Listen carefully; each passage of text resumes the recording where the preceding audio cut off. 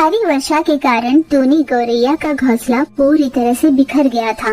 Tony एक पेड़ के तने पर बैठकर रोई जा रही थी। इतने प्यार से बनाया हुआ मेरा घोंसला पल भर के लिए भी नहीं रह पाया। इतना निर्दयी कैसे हो सकता है भगवान, मेरी समझ में नहीं आता। इस पूरी दुनिया में मुझ जैसा बदकिस्मत कोई नहीं होगा। यूं बिलखती रोती टोनी अपनी किस्मत को कोस रही थी। टोनी अपना घर बसाने के लिए बहुत मेहनत कर रही थी। उसने सोच लिया कि नदी किनारे पर्वत के ऊपर वो अपना बड़ा सा घर बनाएगी और उस सपने को पूरा करने के लिए वो दिन रात कड़ी मेहनत करने लगी। लगातार मेहनत करने की वजह से वो अचानक एक दिन चकराकर गिर गई। ऐसे में उसकी मालकिन छोटू तोता ने उसकी मदद की और उसके ठीक होने तक उसका ध्यान रखा। टोनी को जब होश आया तो उसने खुद को छोटू तोता के घर में पाया। टोनी को देख छोटू ने कहा, अरे टोनी, तुम उठ गई? थोड़ी देर और आराम कर लो। तुम समझ रही हो ना, जाओ जाकर आराम करो। टोनी ने विनय पूर्ण कहा, मालकिन मुझे काम पर जाना है। मेरी मदद के लिए आपका बहुत बहुत धन्यवाद। इस तरह दिन रात बिना रुके अगर तुम मेहनत करती रहोगी तो भला कैसे होगा? पिछले एक हफ्ते से तुम यूं ही सोई हुई हो। पता है मैं कितनी डर गई थी। तुम्हारी सेहत ठीक नहीं और तुम काम पर जाना चाहती हो।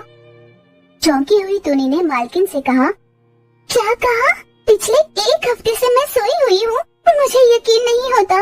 एक हफ्ते से आप मेरा ध्यान रख रही है, इसका बहुत बहुत आभार। मैं आपका ये उपकार कभी नहीं भूलूंगी।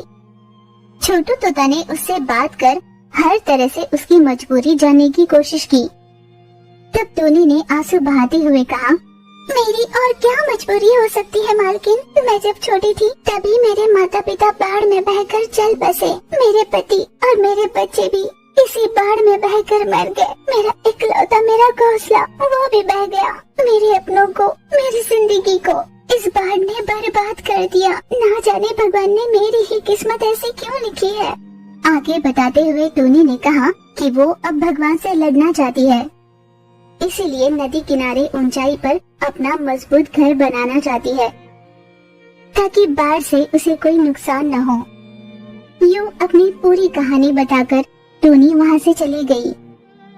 तब छोटू ने मन ही मन सोचा, भगवान मेहनत करने वालों का साथ कभी नहीं छोड़ता। जल्द ही तुम्हारी जिंदगी में खुशियाँ लौट आएंगी। टोनी ने जैसा ठान लिया था, उसने सच में पहाड़ी के ऊंचाई पर अपना मजबूत सुंदर सा घर बना लिया। उसके यहाँ काम करने के लिए कई पक्षी आया करते।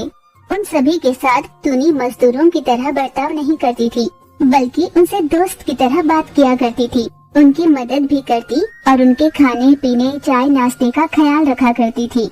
उसके पास मजदूरी कर रहे महिची आप जैसी सौम्य दिल वाली मालकिन को हमने पहले कभी नहीं देखा। हर कोई हमसे मजदूर की तरह ही बर्ताव किया करता था, पर आप तो हमारे साथ दोस्त की तरह रहती है। भगवान जरूर आपका भला करेगा, आपको ऊंचाई तक पहुंचाएगा। उनकी बातें सुन टोनी बहुत खुश हो जाया करती। कुछ ही दिनों में उसका घर बनकर तैयार हो गया। घर पर सुंदर से रंग भी लगाए थे, पर अचानक बारिश शुरू हो गई और घर पर लगाया सारा रंग उतर गया। हे भगवान, सारा काम हो ही चुका था। हर बार मेरे साथ यही क्यों होता है? वो आसमान की ओर देखती हुई बादलों से कहने लगी, हे बादल जी, आपकी मुझसे कैसी दुश्मनी है? मैंने आपका क्या बिगाड़ा है? क्या आप हर बार मेरे साथ जो करते हो वो आपको सही लगता है? मेरी जिंदगी की हर खुशियों को तुमने पानी में बहा दिया। यूं मुझे तिल तिल मारने से तो अच्छा मुझे एक बार मार ही डालो। यूं चिल्लाकर टोनी ने आक्रोश किया। उसकी बातें सुन घिरे हुए बादल अचानक हट गए और बारिश थम गई। टोनी ये देखकर चौंक गई। तब बादल उस पर हल्के से मुस्कुराया। दोस्त, आज मैं तुमसे हार गया।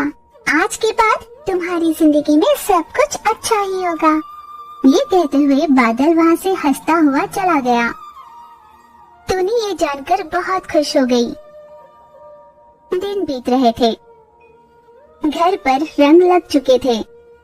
टोनी ने उसके यहाँ मजदूरी करने वाले सभी मजदूरों को और उसके जान पहचान में रही सभी पक्षियों को घर पर गृह प्रवेश के लिए बुलाया।